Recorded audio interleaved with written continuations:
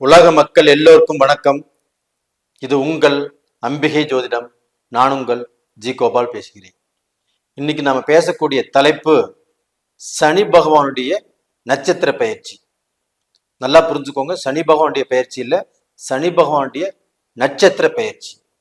சனி பகவான் ஆப்பட்டது இப்போ சதயம் நட்சத்திரம் ராகுவுடைய நட்சத்திரத்துல பயணிச்சுட்டு இருக்கிறார். அவர் ஆப்பட்டது மே மாசம் முதல்லயே இந்த சனி பகவான் ஆப்பட்டது பூரட்டாதி நட்சத்திரத்துல பயணம் செய்ய ஆரம்பிக்கிறாரு. அப்ப அந்த சனி பகவான் ஆப்பட்டது இப்ப கும்பத்துல இருந்து சதய நட்சத்திரத்துல இருந்து பூரட்டாதி நட்சத்திரத்துல பயணம் செய்யறாரு 390 நாட்கள். அப்ப இந்த நட்சத்திர பெயர்ச்சி ஆகப்பட்டது கடக ராசிக்காரங்களுக்கு எப்படி இருக்கும், இதை பத்தி தான் இந்த காணொலியில் நாம் பார்க்க போறோம். கடகராசி, இந்த கடகராசியில் பிறந்தவங்க அஷ்டம சனியில் இருக்கிறாங்க. இந்த அஷ்டம சனியில் இருந்தாங்கன்னாவே இவங்க முதல் பாதிக்கப்படுறதே துரோகம். அடுத்தவர்களை நம்பி ஏமாந்து போறதுதான் இவங்களுக்கு முதல். இவங்க அடுத்தவங்களை முழுசா நம்பிடுறாங்க, அதிகமா நம்பிடுறாங்க. அப்படி நம்பப்பட்டவர்கள் அவர்கள் இவர்களை ஏமாத்திடுறாங்க. இது போக பாத்தீங்கன்னா இவங்களுக்கு ஏமாற்றம் இவங்களுடைய வாழ்க்கையில அதிகம். ஏன்னா இவங்களுக்கு ஒரு நேர்மையான மனசு, நல்ல மனசு, ஒரு வெகுளித்தனம் உள்ள ஜாதகம் தான் இந்த கடகராசிக்காரங்க. அப்படிப்பட்டவர்களுக்கு இந்த துரோகமும் இந்த வஞ்சனையும் அதிகமாக அஷ்டம சனியில் இருக்குது. இது போக அவங்க குடும்ப வாழ்க்கையிலுமே நிறைய பிரச்சனைகள். கணவனுக்கு மனைவியை பிடிக்கல, மனைவிக்கு கணவனை பிடிக்கல, ரெண்டு பேரும் ஒரே வீட்டில் இருந்து வாழ்ந்தாலும் மன ஒற்றுமை இல்லாமல், மன திருப்தி இல்லாமல், சங்கடத்தோடு சலிப்போடு வாழ்ந்துட்டு இருக்கிறாங்க. ஒரு சிலர் ஆப்பட்டது இந்த வாழ்க்கை எனக்கு ஏன் கொடுத்தான், இந்த வாழ்க்கையை வாழாம போனா என்ன, நம்ம இருப்பதை விட இறப்பதே மேல் அப்படிங்கிற கோணத்துக்கு வந்துட்டாங்க. ஒரு சிலர் ஆப்பட்டது மனசுக்குள்ளேயே போட்டு புலம்பிட்டு இருக்கிறாங்க. அவங்களுக்கு நல்ல காலம் பிறக்காதா, நல்லது நடக்காதா இப்படின்னு வேதனையில் இருக்கிறாங்க. ஒரு சிலர் ஆப்பட்டது பிசினஸ்ல நஷ்டம். ஒரு சிலர் வந்து பார்க்க போனா தன்னுடைய ஸ்டேட்டஸே மாறி போச்சு. நான் இருந்த ஸ்டேட்டஸே வேற, இப்ப இருக்கிற ஸ்டேட்டஸே வேற, என்னுடைய நிலைமை ரொம்ப மோசமா போயிட்டு இருக்குது. இப்படி ஒரு சிலர் ஆப்பட்டது தன்னுடைய மக்களை உயிருக்குயிரா வளர்த்திருப்பாங்க, உயிருக்குயிரா நேசிச்சுட்டு இருப்பாங்க. அந்த மக்கள் மூலியமாகவும் சங்கடங்கள், சலிப்புகள், வேதனைகள், இல்லை அந்த மக்களுக்கு நல்ல படிப்பு வரல, நல்ல வேலை கிடைக்கல, அவங்க நினைச்ச காலேஜ்ல இடம் கிடைக்கல, இப்படிப்பட்ட வேதனையோட நிறைய பேர் வாழ்ந்துட்டு இருக்கிறீங்க. அப்படிப்பட்டவர்களுக்கு இந்த பூரட்டாதி நட்சத்திரத்தில் சனி பகவான் இந்த பூரட்டாதி நட்சத்திரத்துல டிராவல் பண்றதுக்கு வந்தாச்சு. அந்த பூரட்டாதி நட்சத்திரம் அப்படிங்கிறது குரு பகவானுடைய நட்சத்திரம். அப்ப அந்த குரு பகவான் ஆப்பட்டது இந்த கடகராசி. கடகராசிக்கு அதிபதி சந்திர பகவான். இந்த சந்திர பகவானுக்கு நட்பு கிரகம் குரு பகவான். அப்ப அந்த குருவுக்கு சிஷியனு சந்திர பகவான் தான். அப்ப இந்த சந்திர பகவான் ஆப்பட்டது எங்க இருக்கிறாங்க அப்படின்னா, இப்ப மே மாசம் மேசத்திலிருந்து பெயர்ச்சியாகி மே 1ஆம் தேதியே அந்த குரு பகவான் ரிஷபத்துக்கு வந்துட்டாங்க. அந்த ரிஷபம் என்பது கடகராசிக்காரங்களுக்கு 11ஆம் இடம், லாபஸ்தானம். அந்த லாபஸ்தானத்தில் குரு பகவான் அமைஞ்சிருக்கிறாரு. அப்ப அந்த பூரட்டாதி நட்சத்திரத்துல சனி பகவான் பெயர்ச்சி ஆகிறதுனால, குரு பகவானுடைய நட்சத்திரத்துல பெயர்ச்சி ஆனதுனால அந்த குரு பகவான் 11ஆம் இடத்துல இருக்கிறாரு.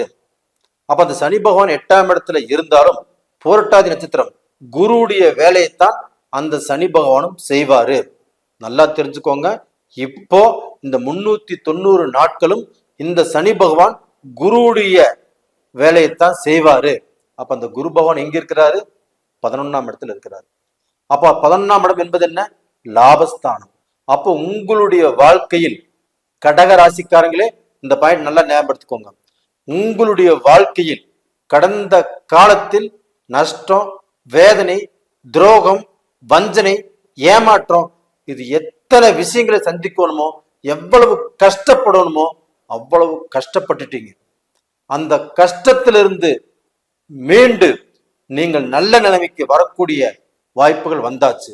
அப்ப அந்த குரு பகவான் 11ஆம் இடத்துல இருக்கிறதுனால அந்த 11ஆம் இடத்துக்குரிய பலனை நீங்கள் அடைய போகிறீர்கள். அப்போ லாபஸ்தானம்னா நீங்க எதை தொட்டாலும் லாபம், நீங்க எங்கே போய் நின்னாலும் அது லாபம், நீங்க எதை பேச ஆரம்பிச்சாலும் அது லாபம். இப்ப நான் சொல்றது உங்களுக்கு கேட்கறதுக்கு பார்க்க போனா நம்பிக்கை இல்லாத மாதிரி இருக்கும். கண்டிப்பாக இது நடக்கும் போதுதான் தெரியும் நான் சொல்வது உண்மை, நான் சொன்ன மாதிரியே நடந்துட்டு இருக்குது அப்படிங்க உங்களுக்கு தெரியும். அப்ப நீங்க அந்த கமெண்ட் பாக்ஸ்ல எழுதுவீங்க, நீங்க சொன்ன மாதிரியே நடந்துட்டு இருக்குதுங்க. இப்ப இந்த புரட்டாதி நட்சத்திரத்துல சனி பகவான் பெயர்ச்சி ஆனதுனால இந்த 390 நாட்களும் நீங்க நல்லா இருக்கும்னு சொன்னீங்க, அதனுடைய ஆரம்பமே எங்களுக்கு நல்லா இருக்குது அப்படின்னு நீங்க கமெண்ட் பாக்ஸ்ல எழுத்தான் போறீங்க. அப்ப டோட்டலா பாத்தீங்கன்னா இந்த கடகராசியில பிறந்தவங்களுக்கு அவங்க அஷ்டம சனி அப்படின்னு இத்தனை நாள் வாழ்ந்துட்டு இருந்தாங்க. அப்ப அந்த அஷ்டம சனியே இருந்தாலும் அந்த குருவுடைய போர்வையில, அந்த குருவுடைய ஸ்தானத்துல அந்த சனி பகவான் இயங்குவதனால கண்டிப்பா அந்த அஷ்டம சனியுடைய வேலைகளை உங்களுக்கு காட்டாது. இது தாராளமாக நீங்க நம்பலாம். அப்ப டோட்டலா பாத்தீங்கன்னா நீங்க உங்க கடகராசியில பிறந்தவங்களுக்கு நிறைய பேர்த்துக்கு திருமணத்துல தடை, அதாவது திருமணம் பேசி குறிச்சு முடிச்சு வச்சிருந்த அந்த திருமணங்களும் இன்னைக்கு மேடைக்கு தடங்கலை போச்சு, இடையில யாரோ சொல்லி கொடுத்து தடங்கலை போச்சு, இல்ல அவங்க மிஸ் அண்டர்ஸ்டாண்டிங் அதனால தடங்கலை போச்சு, இது மாதிரி பிரச்சனை வந்திருக்கும்.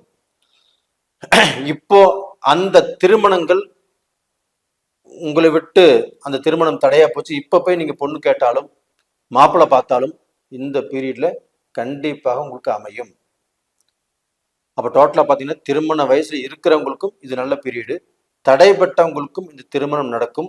அதுபோக அந்த ஒரு சில வாழ்க்கையில ஒருத்தர் பிரிஞ்சிருக்கிறாங்க, மனைவி பிரிஞ்சிருக்கிறாங்க, இல்ல கணவனை பிரிஞ்சிருக்கிறாங்க, அவங்களும் இந்த பீரியட்ல சேர முடியும். அன்போடு பண்போடும் பாசத்தோடும் அவங்க இணைவதற்குண்டான நேரம் வந்தாச்சு. இது போக வாழ்க்கையை பிரிஞ்சு இனிமேல் மனைவியே இல்லை, வேற தாரம் நம்ம அமைச்சுக்கணும் அப்படிங்கிற முடிவில் இருக்கிறவங்களுக்கும் அவங்களுக்கும் நல்ல வாழ்க்கை அமைவதற்குண்டான சான்ஸ் வந்தாச்சு. அதே சமயத்துல ஒரு கணவர் இல்லாதவங்க அவங்களும் இப்போ வேற வாழ்க்கையை அமைச்சுக்கணும் அப்படி எண்ணமே இல்லாதவங்களுக்கு இந்த பீரியட்ல இந்த எண்ணம் வரும். அப்ப அந்த எண்ணம் வரும்போது கண்டிப்பாக இந்த பீரியட்ல முயற்சி எடுத்தால் கண்டிப்பாக உங்களுக்கு எல்லாத்துக்குமே நல்ல வாழ்க்கை கிடைக்கும். அப்ப அந்த குரு பகவானுடைய அனுகிரகத்தினால அந்த போரட்டாதி நட்சத்திரத்துல பயணம் செய்வதால், சனி பகவான் பயணம் செய்வதால் குருவை போல் இயங்குவார். அந்த குருவும் 11ஆம் இடத்துல இருக்கிறதுனால உங்களுக்கு லாபத்தை மட்டும்தான் செய்வாரு. அப்ப வியாபாரத்துல உங்களுக்கு நல்ல அமைப்பு கிடைக்கும். அது போக வெளிநாட்டுல வாழ்ந்துட்டு இருக்கிறவங்களுக்கு கண்டிப்பாக நான் சொல்றேன், அவங்க எந்த விதத்துல நஷ்டப்பட்டிருந்தாலும் கடந்த 3 வருட காலங்களாகவே அவங்க எவ்வளவு உயர் பதவியில் இருந்தாலும் அவங்களுக்கு அந்த பதவியில இருந்தும் நெருக்கடிகள், பிரச்சனைகள், மன திருப்தி இல்லை, வீட்டுக்கு வந்தால் நிம்மதி இல்லை, அவங்க வாழ்க்கையில அவங்கனால எவ்வளவு கஷ்டப்பட்டும் உயரவே முடியல. இந்த மாதிரி சூழல்ல இருக்கிறவங்களுக்கு இப்ப மிகப்பெரிய மாற்றத்தை இந்த போரட்டாதி நட்சத்திரம், குருவுடைய நட்சத்திரம் கண்டிப்பாக அவங்களுடைய வாழ்க்கையை மாற்றி அமைச்சே தீரும். இதுல எந்த தடையும் இல்லை. டோட்டலா பாத்தீங்கன்னா ப்ரமோஷன் கிடைக்கும், அரசியல்ல ஒரு நல்ல செல்வாக்கா வருவீங்க, அரசியல்ல உயர் பதவி கிடைக்கும், கவர்மெண்ட் ஜாப்ல இருந்தாலும் அவங்க நல்ல பதவி கண்டிப்பா கிடைக்கிற அளவுக்கு வாய்ப்புகள் இருக்குது.